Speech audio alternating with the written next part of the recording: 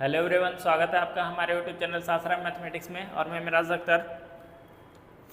हमने पिछले वीडियो में आप लोगों को पढ़ा था रैखिक असमीकरण से रिलेटेड क्वेश्चन बताए थे और आज हम लोग आगे क्वेश्चन देखेंगे। पिछले वाले वीडियो में हमने पर्सनाली 5.1 का क्वेश्चन बताया था आप लोग को। उसमें 1 से लेकर 20 तक क्वेश्चन हो गए हैं और मैं जो अभी क्वेश्चन बता रहा हूँ पुराने एनसीईआरटी की बुक से बता रहा हूँ। तो इसमें ज़्यादा क्वेश्चन दिए हुए हैं इसलिए ताकि आप लोग को पढ़ने में और आसानी हो। क्वेश्चन ज़्यादा से ज़्यादा आप लोग देखेंगे तो ज़्यादा समझ में आएगा, आप लोग को ज़्यादा कंसेप्ट क्लियर होगा। इसीलिए हमने पुराने एनसीईआरटी बुक से क्वेश्चन बना रहे हैं। तो आप लोग हमारे साथ बने रहिए। अगर आप लोग को हमारी वीडियो अच्छी लग रही है तो लाइक कीजिए, शेयर कीजिए और सब्सक्राइब कीजिए और हमारे साथ रेगुलर बने रहिए। हमने सारे कंसेप्ट क्लियर करते जा रहे हैं 1 बाई 1 करके। तो अभी हमने 2 चैप्टर कंप्लीट करा चुका हूँ। पहला है वो त्रिकोणमितीय फंक्शन और सेकेंड है आपका कम्प्लेक्स नंबर समृद्ध संख्या। और अब हम लोग देख रहे हैं रैखिक असमीकरण। इसमें भी लगभग हमने कंप्लीट ही करा दिया। एक दो और कुछ क्लास लगेंगे, इसके बाद ये भी चैप्टर कंप्लीट हो जाएगा। इसके बाद हम लोग देखेंगे सीक्वेंस एंड सीरीज। तो आप लोग हमारे साथ बने रहिए। चलिए अब हम लोग क्वेश्चन देखते हैं। क्वेश्चन ये है कि देखिए क्वेश्चन नंबर 21। क्वेश्चन नंबर 21 बोल रहा है कि रवि ने पहली 2 एकक परीक्षा में, रवि जो है 2 परीक्षा देता है, 2 एकक परीक्षा में 70 और 75 अंक प्राप्त किया है। कितने अंक प्राप्त किए? तो रवि है, एक रवि नाम का लड़का है। उसने मान लीजिए 2 परीक्षा दिए, एक ए और बी, 2 परीक्षा दिया, 2 एग्ज़ाम दे रहा है। तो एक एग्ज़ाम में इसको कितना अंक प्राप्त हो रहा है? इसमें 70 और इसमें आपका 75 अंक प्राप्त हो रहा है। ठीक है। तो पूछ रहा है वह न्यूनतम अंक ज्ञात कीजिए जिससे वह तीसरी एकक परीक्षा में 60 अंक का न्यूनतम औसत अंक प्राप्त करे। मान लीजिए एक तीसरा भी पेपर दे रहा है, उसमें कुछ इसमें कितना न्यूनतम अंक प्राप्त करें, न्यूनतम अंक पूछ रहा है। तो माना कि तीसरी एकक परीक्षा में x न्यूनतम x अंक प्राप्त करता है। ठीक है। रवि है एक लड़का जो 3 पेपर दे रहा है। पहले दो पेपर दे रहा है, एक परीक्षा है ये सब। तो पहले 2 पेपर में 70 नंबर प्राप्त किया, दूसरे वाले पेपर में 75 और तीसरे में कितना बोल रहा है न्यूनतम अंक प्राप्त करे, ताकि इसको जो औसत न्यूनतम अंक है वो आपका कितना हो जाए, औसत न्यूनतम अंक आपको 60 प्राप्त हो। न्यूनतम अंक मतलब मिनिमम कम से कम 60, न्यूनतम अंक जो है आपका 60 होना चाहिए। ठीक है। न्यूनतम अंक कितना प्राप्त हो? 60 प्राप्त हो। तो ये न्यूनतम अंक 60 प्राप्त है यहाँ पर इसको। तो देखिए पूछा जा रहा है इसमें कि वो न्यूनतम अंक कितना होगा। तो हमने न्यूनतम अंक मान लिए कि x न्यूनतम अंक प्राप्त करता है। तो x न्यूनतम अंक यहाँ पर ग्रेटर देन इक्वल टू इसलिए लगाया गया है क्योंकि वो 60 अंक न्यूनतम प्राप्त कर रहा है। मतलब 60 अंक प्राप्त कर रहा है, ये नहीं बोला जा रहा है कि न्यूनतम मतलब 60 से ज़्यादा प्राप्त करें। तो यहाँ पर जो है न्यूनतम अंक प्राप्त कर रहा है 60। तो अब हम लोग देखते हैं कि औसत आप लोग को पता होना चाहिए। औसत किसे बोलते हैं? औसत जो होता है, औसत बराबर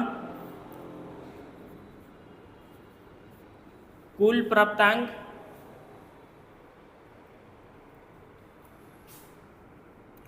जैसे औसत किसी भी चीज़ का औसत निकालना है, जैसे मान लीजिए कोई खर्च कर रहा है, अगर कुछ पैसे खर्च कर रहा है तो कुल खर्च और नंबर ऑफ मतलब कहाँ कहाँ खर्च कर रहा है। जैसे नंबर ऑफ कितने सामान या फिर कितना सामान ले रहा है, नंबर ऑफ सामान की संख्या।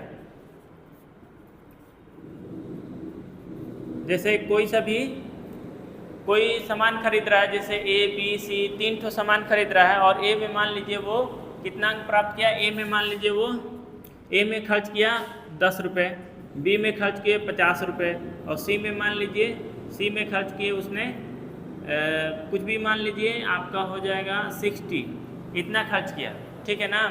तो इसका औसतन क्या है, तो औसतन जो होता है टोटल जो खर्च है, टोटल खर्च 10, ए में कितना खर्च हुआ, बी में कितना खर्च हुआ और सी में कितना खर्च हुआ, बटा में नंबर ऑफ खर्च, मतलब कितने जगह पे खर्च किया है। तो यहाँ पर 3 जगह पे खर्च किया ए बी सी, तो इस तरह से इसका जो हो जाएगा 120/3 = 4।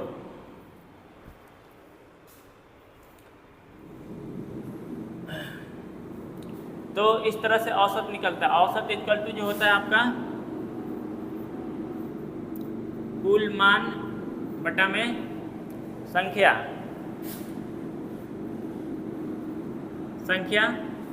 कितना संख्या है, तो यहाँ पर 3 संख्या है और कुल मान मतलब कुल खर्च कितना हो रहा है, तो 120 हो रहा है। तो इससे जो हम लोग को प्राप्त होता है वो क्या प्राप्त होता है, हम लोग को औसत प्राप्त होता है, ठीक है। तो आप लोग को समझ में आया होगा कि औसत किसे बोलते हैं। किसी भी चीज़ का औसत निकालना है तो उसका टोटल वैल्यू ले लीजिए बटा में नंबर ऑफ वैल्यू ले लीजिए, तो इस तरह से औसत निकल जाता है। कुल मान बटा में मान की संख्या, मतलब कितने जगह खर्च कर रहा है या कितने जगह से वो ले रहा है कोई चीज़, तो इस तरह से उसका औसत निकाला जाता है, ठीक है। तो अब हम लोग इससे आगे देखते हैं जो क्वेश्चन बोल रहा है कि इसमें न्यूनतम अंक तीसरे वाले एग्जाम में कितना न्यूनतम अंक प्राप्त करें ताकि इसका औसत वैल्यू जो हो जाए 60 हो जाए, मिनिमम कितना हो जा रहा है 60 हो जाए। तो औसत अंक देखिए, औसत अंक प्राप्त कर रहा है ये कितना 70 प्लस में 75 प्लस में x है। नीचे कितने पेपर्स हैं, कितने एग्जाम दिए, इन्होंने 3 एग्जाम दिए और मिनिमम अंक जो है आपका 60 प्राप्त कर रहा है। मिनिमम अंक कितना प्राप्त कर रहा है, 60 प्राप्त कर रहा है। तब हम लोग हल करेंगे इसको, 70 70 75 145 हो जाएगा प्लस x हो जाएगा और नीचे 3 है। तो यहाँ पर हम लोग क्या करेंगे कि 3 से मल्टीप्लाई करेंगे दोनों तरफ, दोनों तरफ 3 से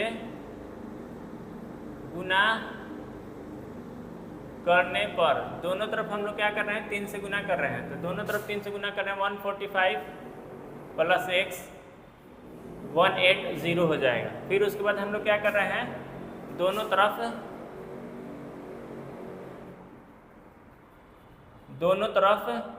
145 घटाने पर, दोनों तरफ 145 क्या करने पर घटाने पर, तो 145 हो जाएगा plus x minus 145 greater than 180 minus 145।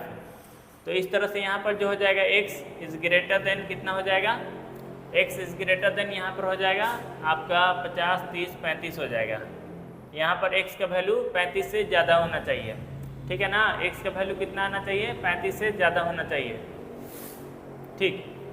तो x जो है न्यूनतम अंक इसको कितना प्राप्त होना चाहिए, तो न्यूनतम अंक इसको प्राप्त होना चाहिए 35। तो तीसरे वाले जो पेपर है रवि को, तीसरे वाले जो पेपर जो एग्ज़ाम दिया है C नंबर का पेपर, उसमें इसको कितना न्यूनतम अंक प्राप्त होना चाहिए, तो इसमें न्यूनतम अंक इसमें न्यूनतम अंक 35 प्राप्त होना चाहिए।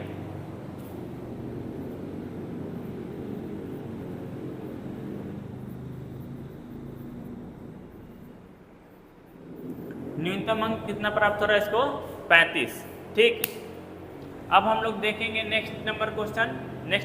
ये क्वेश्चन है आपका 21, ये क्वेश्चन है आपका 21 नंबर का क्वेश्चन। तो उम्मीद करते हैं कि आप लोग को समझ में आया होगा इसको किस तरह से हल करना है। और देखिए नेक्स्ट क्वेश्चन हम लोग देखेंगे, नेक्स्ट क्वेश्चन दिया हुआ आपका 22 नंबर क्वेश्चन हम लोग देखेंगे प्रश्नावली 5.1, जो कि नई वाली एनसीईआरटी बुक के अनुसार 5.1 होगा और पुरानी वाली एनसीईआरटी के अनुसार ये आपका 6.1 होगा। तो इसमें हम लोग देखेंगे 22 नंबर का क्वेश्चन, किसी पाठ्यक्रम में ग्रेड ए पाने के लिए, कौन सा ग्रेड ए पाना है, ठीक है ना। तो ग्रेड ए पाने के लिए एक व्यक्ति को सभी 5 परीक्षाओं में 100 में से 90 अंक या उससे अधिक अंक, 100 100 नंबर का पेपर हो रहा है, ठीक है। तो 100 नंबर का पेपर हो रहा है, तो मान लीजिए 5 ठो पेपर है, A, B, C, D और इस तरह से 5 पेपर है। तो सब में जो है कितने अंक का हो रहा है? 100 नंबर का हो रहा है। जो पेपर है ये आपका 100 अंक का हो रहा है। कितने अंक का हो रहा है? 100 अंक का। तो इसमें से बोला जा रहा है कि 90 या उससे अधिक औसत प्राप्त करना चाहिए ग्रेड ए पाने के लिए। तो ग्रेड ए पाने के लिए कितने अंक प्राप्त करने हैं? ग्रेड ए पाने के लिए 90 या इससे अधिक प्राप्त होना चाहिए।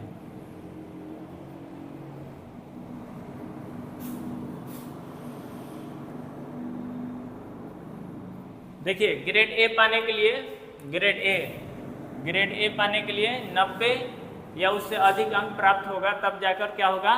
ये ग्रेड ए मिलेगा, ठीक है। लेकिन सुनीता ने प्रथम 4 परीक्षाओं में, अब सुनीता जो है, सुनीता एक स्टूडेंट है, वो क्या कर रही है कि अंक प्राप्त कर रही है, एग्ज़ाम देती है, ABCDE 5 ठो पेपर है, इसमें क्या कर रही है कि अंक प्राप्त कर रही है। तो अंक कितने कितने प्राप्त कर रही है ये देखते हैं हम लोग। सुनीता जो है अंक प्राप्त कर रही है, आपका अंक प्राप्त कर रही है, कितना प्राप्त कर रही है? 87, फिर उसके बाद 92 और 94, 95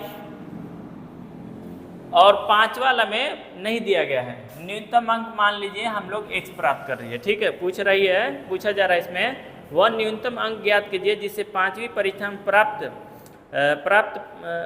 करके सुनीता का पाठ्यक्रम को ग्रेड ए मिल जाए, ठीक है ना, ग्रेड ए मिल जाए। पहले हम इसका जो 5 वाला पेपर है जिसमें सुनीता x न्यूनतम अंक प्राप्त कर रही है, ग्रेड ए पाना है। सुनीता को कौन सा ग्रेड पाना है? तो ग्रेड ए पाना है। ग्रेड ए पाने के लिए जो है हर किसी में कितना होना चाहिए? x का वैल्यू 90 से हर किसी में 90 नंबर से ज़्यादा मार्क्स आना चाहिए। तो ग्रेड ए पाने के लिए 90% से ऊपर होना चाहिए, 90 या उससे ऊपर होना चाहिए, ठीक है। तो अब देखिए इसका हम लोग एवरेज निकालेंगे। एक में 90 आ रहा है, दूसरे में 90, तीसरे जो है सब में 90 आ रहा है, तो मतलब हम लोग का फाइनल जो रिजल्ट आएगा ग्रेड ए पाने के लिए वो आपका 90 से ज़्यादा आना चाहिए, ठीक है ना, 90 से ज़्यादा आना चाहिए। तो इसलिए हम लोग यहाँ पर देखते हैं, एवरेज लेते हैं, एवरेज मार्क्स लेंगे तो 87 प्लस 92 प्लस 94 प्लस 95 और प्लस में x। ये x जो है सुनीता न्यूनतम x अंक प्राप्त की है, ठीक है ना, न्यूनतम x अंक प्राप्त की है। और टोटल पेपर यहाँ पर कितना हो रहा है? 5 हो रहा है। इन लोग का जो है 90 एवरेज कितना आना चाहिए? 90 या उससे ज़्यादा आना चाहिए, ठीक है ना। एवरेज कितना आना चाहिए? 90 या उससे ज़्यादा आना चाहिए। अब देखिए हम लोग क्या करेंगे, सबसे पहले हम लोग इसको जोड़ देंगे, ये जितना नंबर वाला है जोड़ेंगे। जोड़िए 5 4 9, 9 2 11, 11 7 कितना हो जाएगा? 18 हुआ। एक हम लोग के पास बच गया। 9 9 दूनी 18, 9 3 27 और 8 हो जाएगा आपका कितना? 35।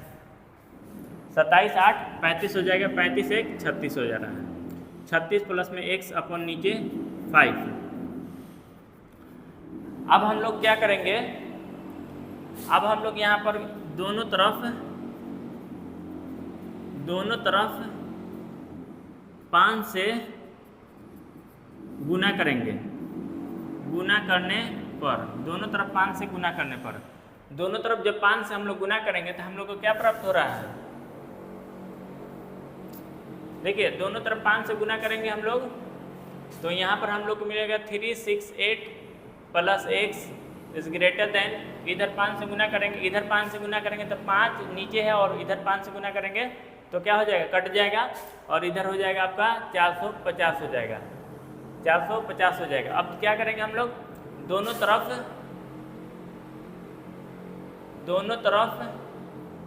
368 घटाने पर क्या हो रहा है कि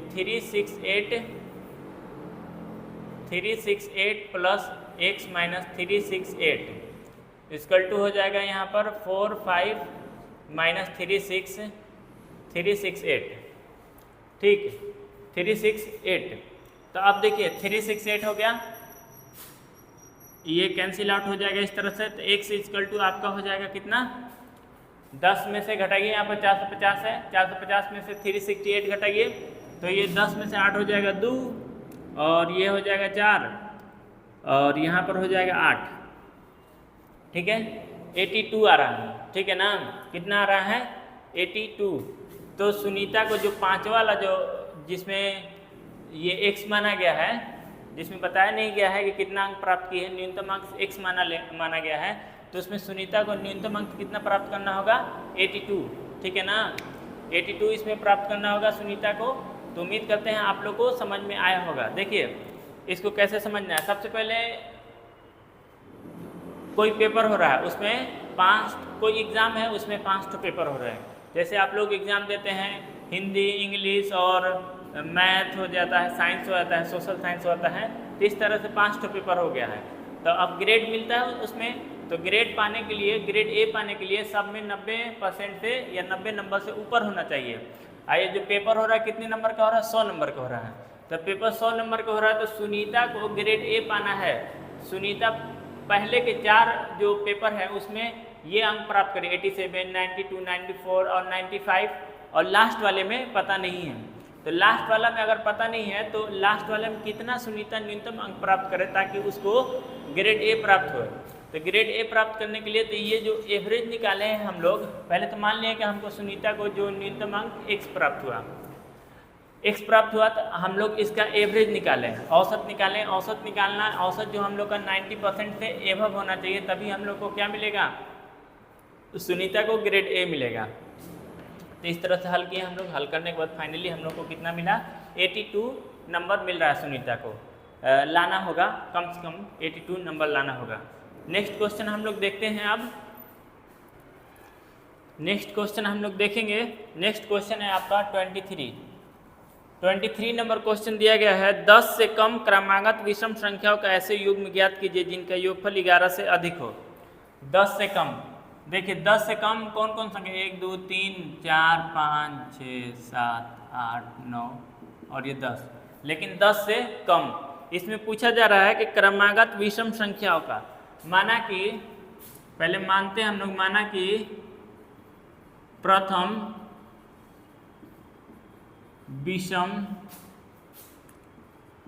विषम संख्या x है। तो देखिए एक विषम संख्या के बाद जो दूसरा विषम संख्या आ रहा है, इसमें क्या हो रहा है कि +2 हो रहा है, ठीक है ना, सब में +2 हो रहा है, ठीक है। हमें नहीं पता कि यहाँ पर x है तो दूसरा वाला कौन सा है, हमको पता नहीं है। तो यहाँ पर हम लोग क्या करेंगे, दूसरी विषम संख्या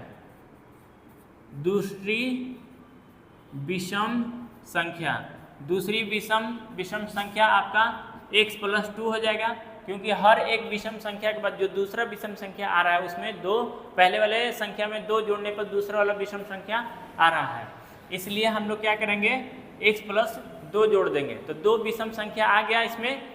अब क्या कह रहा है कि ऐसे युग्म ज्ञात कीजिए जिनका योगफल 11 से अधिक हो।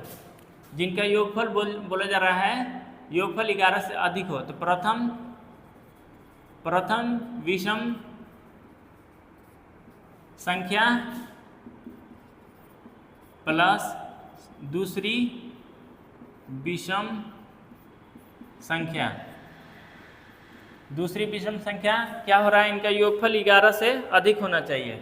देखिए 11 से अधिक होना चाहिए, क्या होना चाहिए, 11 से अधिक होना चाहिए।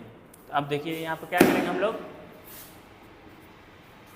तो यहाँ पर x होगा, एक x +2 होगा, और इस तरह से 11 होगा, 2x हुआ और प्लस में 2 हुआ, दोनों तरफ 2 घटाने पर, दोनों तरफ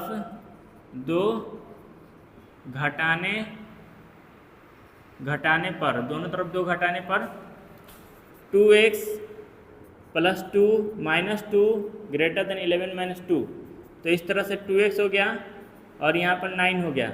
x का वैल्यू जो हो जाएगा आपका 9 बाई, दोनों तरफ 2 से भागा देंगे तो 9/2 2 से ज़्यादा आना चाहिए, 9/2 से बड़ा होना चाहिए। तो 9/2 से बड़ा मतलब 4.5 से बड़ा। तो 4.5 से जो पहला विषम संख्या कौन आ रहा है, तो पहला विषम संख्या आपका आ रहा है 5।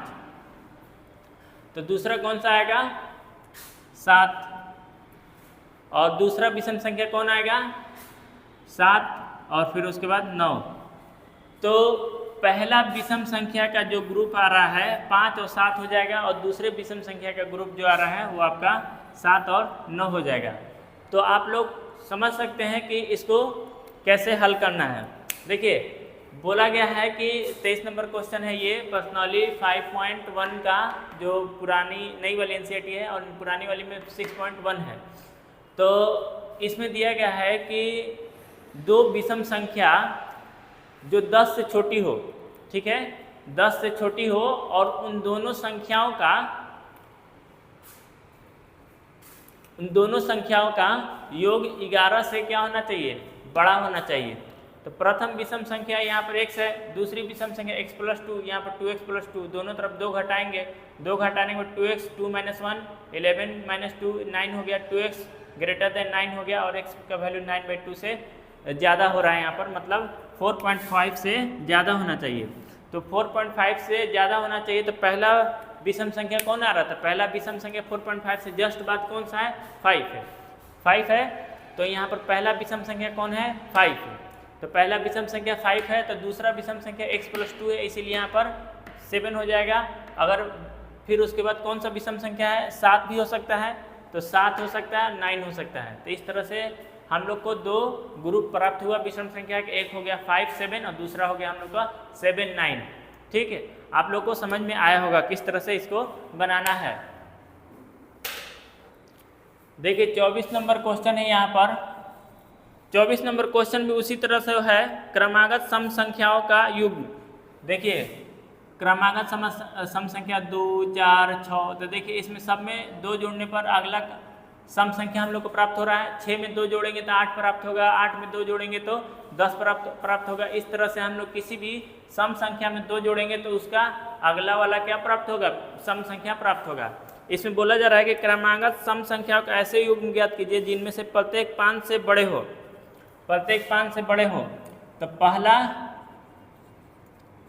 पहला क्या है, पहला आपका पहला सम संख्या, पहला सम संख्या x है, और क्रमागत पूछा जा रहा है। तो क्रमागत सम संख्या कौन सा है, क्रमागत सम संख्या दूसरा वाला, दूसरी क्रमागत सम संख्या x + 2 है। दूसरी क्रमागत सम संख्या कौन सा है, x + 2 है। और बोल रहा है कि उनका योगफल 23 से कम हो, उनका योगफल क्या हो 23 से कम हो। तो पहला वाला जोड़ दिए, दूसरा वाला जोड़ दिए, इनका कम होना चाहिए, 23 से कम होना चाहिए। तो आप देखिए दोनों तरफ 2x हो गया, 2 हो गया, और इस तरह से 23 हो गया। अब हम लोग यहाँ पर क्या करेंगे, हल करेंगे दोनों तरफ 2 घटाने पर, दोनों तरफ 2 घटाने पर 2x + 2 - 2 23, 2x इधर भी 2 घटेगा तो यहाँ पर हो जाएगा 21, और दोनों तरफ 2 से जब हम लोग भागा देंगे तो क्या हो जाएगा, दोनों तरफ 2 से भागा देने पर 21/2 कितना हो जाएगा 10.5। तो जो x का वैल्यू है 10.5 से कम होना चाहिए। और इसमें एक और चीज़ बोला जा रहा है कि दोनों संख्याएं 5 से बड़ी होनी चाहिए, दोनों संख्याएं x और x + 2 दोनों जो है आपका 5 से बड़ा होना चाहिए। तो अब देखिए 10.1 से कम होना चाहिए x का वैल्यू, 10.1 से कौन सा वैल्यू हो सकता है 6 8 और 10। तो पहला वाला जो हो जाएगा हम लोग का 6 हो जाएगा, 8 हो जाएगा, दूसरा हो जाएगा 8 हो जाएगा, और 10 हो जाएगा। तो पहला वाला क्रमागत संख्या कौन सा होगा 6 होगा और 8 हो गया, दूसरा वाला क्रमागत संख्या कौन सा होगा 8 होगा और 10 हो गया। तो आप लोग को समझ में आया होगा इसको किस तरह से हल करना है। तो अब हम लोग देखेंगे नेक्स्ट क्वेश्चन। नेक्स्ट क्वेश्चन क्या कह रहा है, 24 नंबर क्वेश्चन हम लोग देखेंगे। 24 नंबर क्वेश्चन बोल रहा है कि एक त्रिभुज के सबसे बड़ी भुजा सबसे छोटी भुजा के 3 गुनी है, ठीक है, और त्रिभुज की तीसरी भुजा सबसे बड़ी भुजा के से 2 सेमी कम है। तो सबसे पहले मान लीजिए कि त्रिभुज की सबसे बड़ी भुजा सबसे छोटी भुजा के 3 गुनी है। नेक्स्ट क्वेश्चन हम लोग 25 नंबर क्वेश्चन देखेंगे। 25 नंबर क्वेश्चन बोल रहा है कि एक त्रिभुज की सबसे बड़ी भुजा, मान लीजिए एक तो त्रिभुज बना दिए इस तरह से, एक त्रिभुज है, बोला जा रहा है कि एक त्रिभुज की सबसे बड़ी भुजा है सबसे छोटी भुजा के 3 गुनी है। सबसे पहले हम लोग मान रहे हैं कौन सा, त्रिभुज की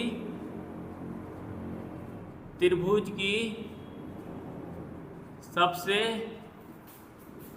छोटी भुजा x है। त्रिभुज की सबसे छोटी भुजा कौन सी है, x है। तो सबसे बड़ी भुजा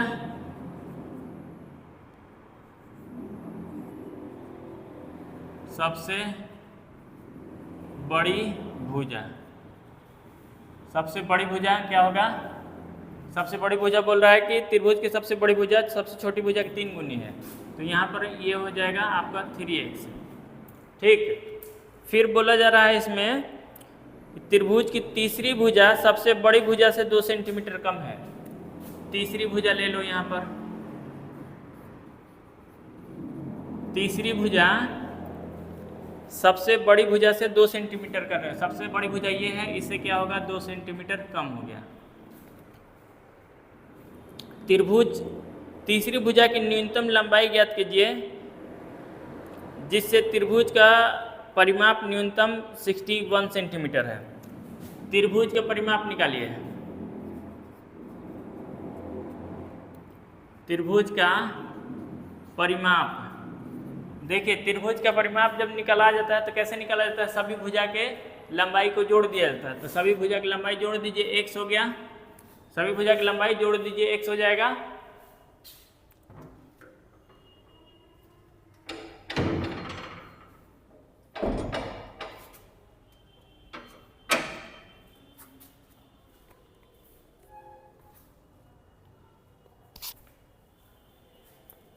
सभी भुजा की लंबाई आप लोग क्या करेंगे, जोड़ देंगे। x हो गया, 3x हो गया, 3x माइनस 2 हो जाएगा इस तरह से। तो इस तरह से हम लोग को कितना प्राप्त हुआ, इस तरह से हम लोग को जो प्राप्त हो रहा है 3 3 6 1 7 x माइनस 2, इस तरह से परिमाप निकल जा रहा है। तो इसमें बोला जा रहा है कि त्रिभुज की न्यूनतम लंबाई ज्ञात कीजिए जिससे त्रिभुज की परिमाप न्यूनतम 61 सेंटीमीटर हो जाए। ये परिमाप कितना हुआ, न्यूनतम 61 सेंटीमीटर, न्यूनतम जो है 61 सेंटीमीटर होना चाहिए। अब हम लोग क्या करेंगे, यहाँ पर -2 है, दोनों तरफ हम लोग 2 जोड़ेंगे, दोनों तरफ 2 जोड़ने पर, दोनों तरफ क्या करेंगे, 2 जोड़ने पर, ठीक है ना, दोनों तरफ 2 जोड़ने पर।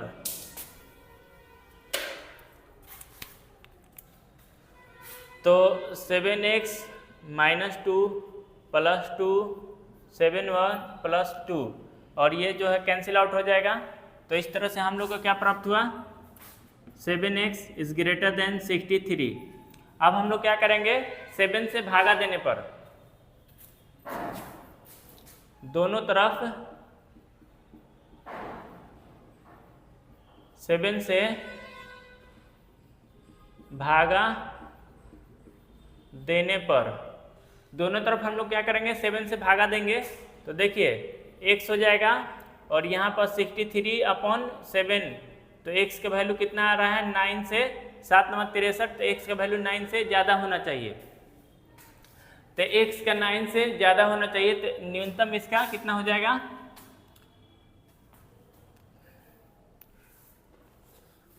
पूछ रहा है तीसरी भुजा की न्यूनतम लंबाई ज्ञात कीजिए।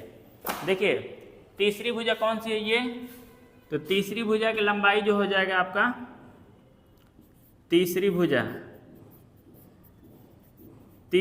की जो लंबाई हो जाएगा 3 × 9 हो जाएगा, और -2 हो जाएगा यहाँ पर, 29 27 - 2 = 25। तो तीसरी भुजा की जो लंबाई हो जाएगा वो आपका 25 से ज़्यादा होना चाहिए। क्या होना चाहिए?